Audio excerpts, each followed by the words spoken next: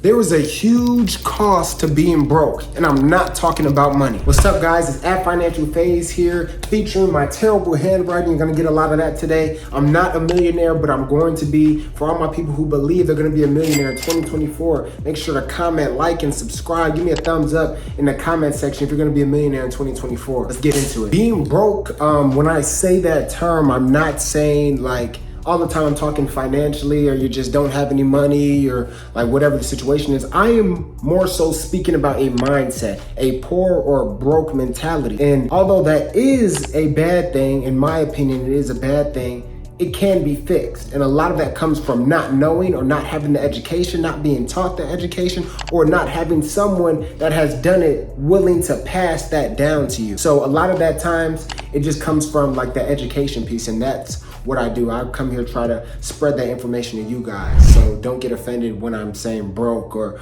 poor or anything like that, because it can be just a mentality that can easily be switched. And that's exactly why I start making these videos. Number one thing we're gonna talk about today is opportunity cost. But before that, I wanna let you guys know my terrible clock right here. We all have 24 hours in each day. I'm gonna write that on here. 24 hours, right? So we have 24 hours in a day, right? And in those 24 hours, we are making an infinite amount of decisions, right? So if we're making an infinite amount of decisions, each decision that we make has a certain value, regardless of if you knew it was a conscious or unconscious decision of something that you're doing, a habit that you created. Those decisions that we're making have value. And where opportunity cost is going to come in, actually, before that, the decisions we're making, for example, is like what time we get up, what we eat for breakfast. Do I choose to study or go hang out? Am I going to be on the phone for this amount of time? Social media for this amount of time? What I'm going to wear? How I speak to people? All those are different decisions, examples of decisions that we're making. And where opportunity cost is going to come in is when we decide to make one decision over here. I choose to go to McDonald's instead of cooking breakfast at home. When you decide to do that, there is a cost on the other thing because you didn't choose to make this other decision. So I chose to go to McDonald's. So in turn, the cost of that is, dang, I have fruits and I have a whole bunch of healthy things at the house that I just could have eaten, but instead I was rushing, I got up late. All these decisions led to me going to get McDonald's. So the cost of that, I probably ate something that wasn't as healthy or wasn't as good for me, and I'm trying to have a healthy 2024. So that's a little bit of an example of opportunity cost, right? And opportunity cost, again, is what you give up in order to get something else. So another example is like I have two markers here, right? So let's say I have the blue one and the red one. Let's just say for this, my favorite color is red. We'll go with the red one. My favorite color is red. So I have this red marker. I want to use this red marker, and I want to be excited about this red marker because it's my favorite color. In the video, I want to tell you guys how this is my favorite color and everything like that. And that's why I want to use the red marker. But also the blue marker has benefits as well. I'm not a color psychologist, so all my color psychologists, please comment, like, and subscribe. Tell me if I'm right or if I'm wrong. Blue is more attractive to the people, the consumer, whoever's consuming this content. All the entrepreneurs going to make $1 million this year. Whoever's consuming this content, blue is going to be more attractive to them. Blue is going to make them feel happier. It's going to make them feel better emotions, more positive emotions than a red would, right? But my favorite color is red, right? So let me break it down. I know I said a lot there, but opportunity cost. I'm going to choose to use the blue marker because I know it is going to elicit a better response from the audience. Maybe you guys are going to share this more. More people are going to subscribe. More people are going to understand what I'm saying because they're going to focus more because I'm using the blue marker and what that elicits to the human mind, the human psyche, right? But if I did not use the red one, that's my favorite color. So I may not have as much great energy about using the blue marker as I would the red. So the opportunity cost there is that I don't get to use the red marker, right? And I also may not have the best energy going into the video because I'm not using my favorite color, and I don't get to tell you guys about my favorite color and how excited I am to use the red marker. So that's the opportunity cost. I end up using the blue because I knew it was going to elicit a better reaction from the audience, but the opportunity cost of me using the blue would be me being able to use my favorite color marker. And I know that was a lot, but let me know if that was a good example. And if you guys understood that, please comment and let me know what you guys thought about that story. But overall, opportunity cost is the putting value on the opportunity that was lost. So we're going back to red. What's the value of me not being able to use this red? And although the value may not be catastrophic or whatever it is, that's a basic breakdown of opportunity cost in real time right here. Now you guys are asking, Phaz, why is this such an important topic to talk about? Why are you giving all these examples? I'm giving this example because you and us, our economy is in a very peculiar, for lack of a better term, state. A lot of things going up with the prices, a lot of things going up with the interest rate. A lot of people can't afford the rents. A lot of people definitely can't afford to buy a home. Homelessness, and homelessness is through the roof, as well as unemployment. And I think a good description that I heard was people talking about describing the state of the economy as a silent depression. And that really resonates with me because a lot of things are going on in our economy right now. The election about to come up, the war, a lot of craziness is going on, and it's kind of taking our mind over across to like a lot of different things. We want to know here, this is going on, this is going on, this is going on. But a lot of things are happening in the economy that are not being talked about or not being discussed enough, or maybe we're just all turning a blind eye to it. Who knows? But that's why you're here, and that's why you're watching this video, right? So a favorite quote, I had the quote right here because I could not remember it, by Jim Rohn, quote, is if you think trying is risky, if you think trying, and that's trying, going after your dreams or trying to make more money, starting that business, whatever, if you think trying is risky, wait until you get the bill for not trying. Waiting is safe. Whatever's going on in the economy right now, a lot of us are waiting, want to see what's going to happen, but in waiting and not taking action, you are putting yourself in a position where you're losing way more money than you could ever gain. At this point right now, I know you have that business that you want to start. I know you have that extra side hustle that you see in that real estate deal. You don't want to pull the trigger on it. You're scared this stuff might happen. No matter what age you are, go take action. As cliche as it may sound, we only get one life. And actually, this quote said, men get two lives. And this is for all people. I believe it's all people. We get two lives in this world. And the second one starts when we realize that we only have one. You know what I mean? So really take action on those things don't get put on your heart for no reason. So that business that you want to start, go start it. You know what I mean? Because you're losing money. The opportunity cost of not starting that business could be billions of dollars, could be millions of dollars, hundreds of thousands of extra dollars that you could be putting in yourself and your family's pocket. And also, I made this video because if we don't know what we're missing out on, or we never thought about what we're missing out on, and we're just kind of moving through the world, then how will we ever change? The first step is recognition, recognizing, okay, that there is a value in the things, there is a value in the decisions that I do not make. You know what I mean? So let's give another example about college. Another Phazon drawing, you guys are welcome. So the average person, right, you spend $150,000 to go to college. It's my beautiful university right here. It says school, but university. Then the average person after college gets a job that pays them $60,000, right? Now let's go even deeper. So somebody that didn't go to college, that start working right out of school, right? Maybe they made, say, $60,000, but at age 18, then to age 21, that increased and they started their own business and they're doing these other things. Now they're making $250,000. You know what I mean? So the opportunity cost for this person could be missing out on just going into life and going into work, getting a job or starting a business or honing in on other skills that make them a lot more money than the average person going to university will ever make.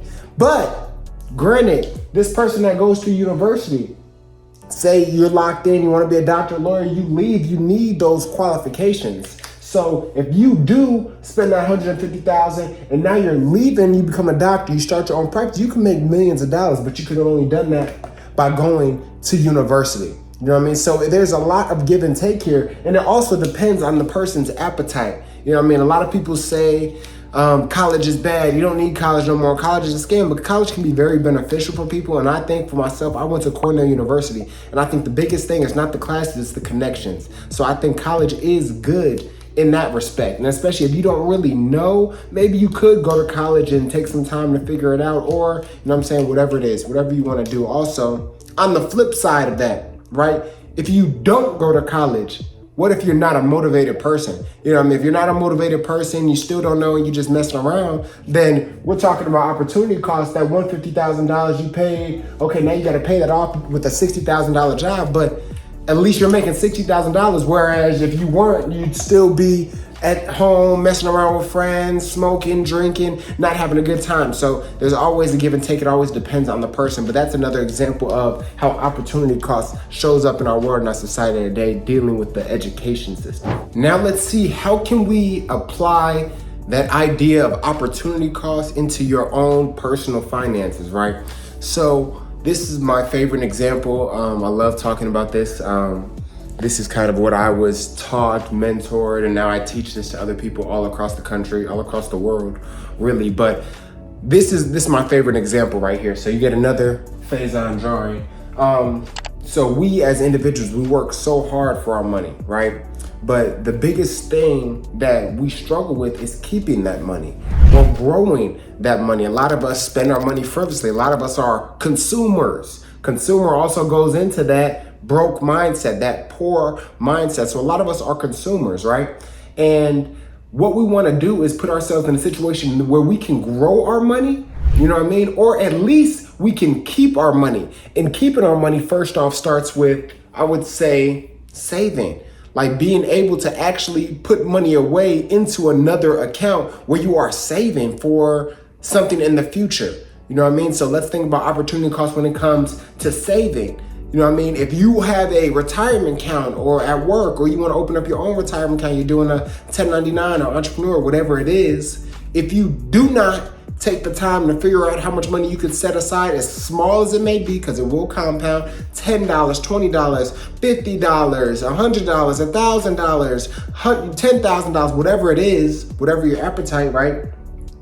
The quicker you're able to do that, the more that this will be able to compound and work for you. So if you do not do that, over time, you're gonna lose an opportunity to compound money. You're gonna lose that compound interest that is gonna make that money grow even faster the longer you wait to put that money aside for retirement, for savings, for emergencies, whatever it is, right? So now let's think about this. That's saving money. Now let's think about growing money. Because we all, you know what I'm saying, we can all get to a point where we can save a couple $100 phase. That's easy. But now let me show you how to grow your money, because this is what people don't tell you. And this is what the banks don't want you to know.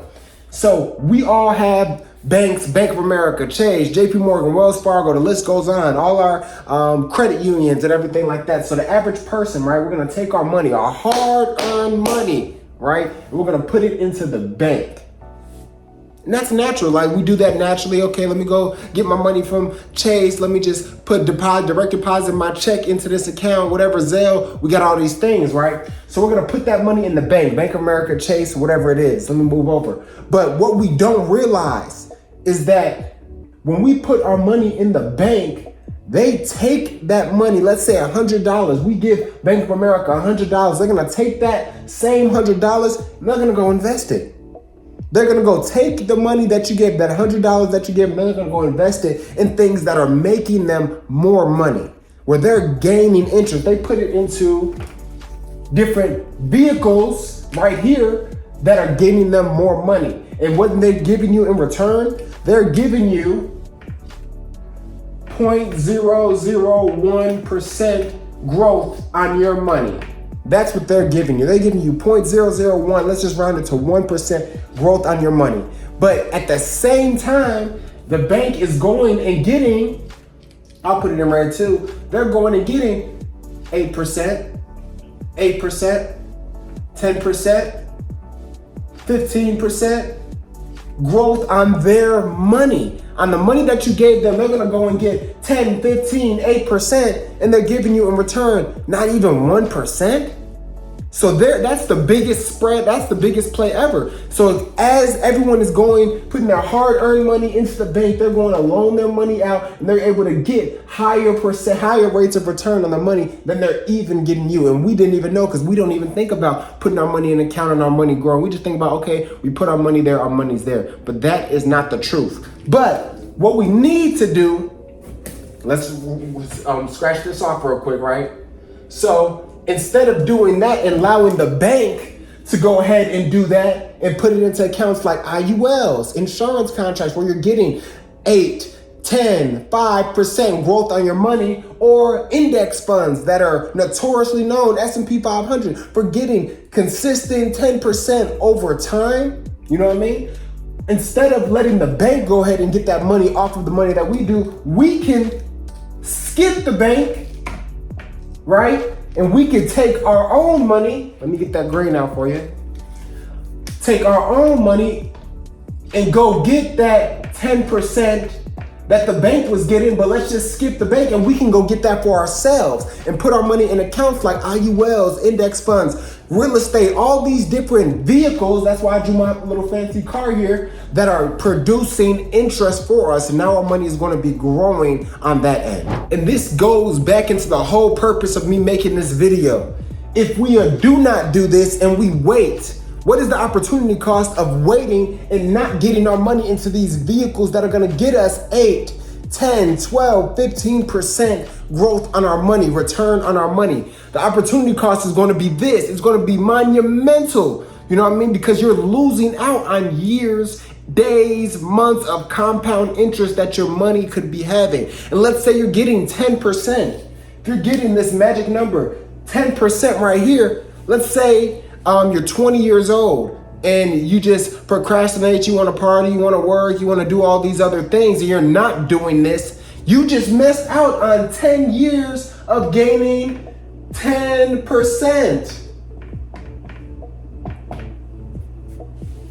That's 100% that you just missed out on growth on your money because you waited. So the opportunity cost of you going and live your life and not trying to have the financial literacy to understand what the banks are doing with your money and what is going on and what you can actually do with your money to be successful over time, you just missed out on a bunch of money. And that's why a lot of people stay broke, because they don't get the education, they don't research the education that they need in order to move forward. They don't take the right steps. They let the banks get all the growth. They let the banks, Bank of America, Chase, all these big guys come in and get all their growth when they could just be going straight to the vessel and getting all the growth that they need, right? We wait too long. And what Warren Buffett says, Warren Buffett, one of the richest men in the world, right? He says index funds, index for anybody. For everybody. You want to be wealthy, index. You want to retire wealthy, index. You know what I mean? So Warren Buffett, go watch some of his videos. He harps on this. He doesn't just leave his money in a bank to grow. He puts it in an index. You know what I mean? Something where you're getting gains on your money. You're getting them consistent 10% on your money annually, right? And you guys know that I am an insurance guy. You know what I'm saying? I highly, truly believe in having an insurance policy, right? And similar to what we're talking about and how we're losing tons of money, losing tons of value, the opportunity cost is so large when we don't go and get this education. And when we leave our money with the banks, we're missing out on so much compound interest, on so much money and value for ourselves and our family. And what does money bring? I mean, like a lot of people have that debate, does money make people happy? Does money equal happiness? Well, if it doesn't bring happiness, you know what I mean? Let's say it doesn't. It does bring peace of mind. It does bring security. You know what I mean? It does bring, if a situation, emergency pops up, you have things to be able to, you know what I'm saying, actually take care of the situation. It solves problems. You know what I mean? And the more money you have, the more higher level problems that you will be able to solve, right? And like I said, I'm an insurance guy, right? It's same exact thing, same exact process. We're missing out on tons of value here, right? So this is my person right here. What are the 3 things, maybe 2 things, but what are the 3 things that we base insurance off of? If you went to State Farm, Nationwide, or any of these companies, you went to the Financial Phaz and said, I need insurance. What I'm going to say to you, right, is what is your age? Right? Then I'm going to look at your health history.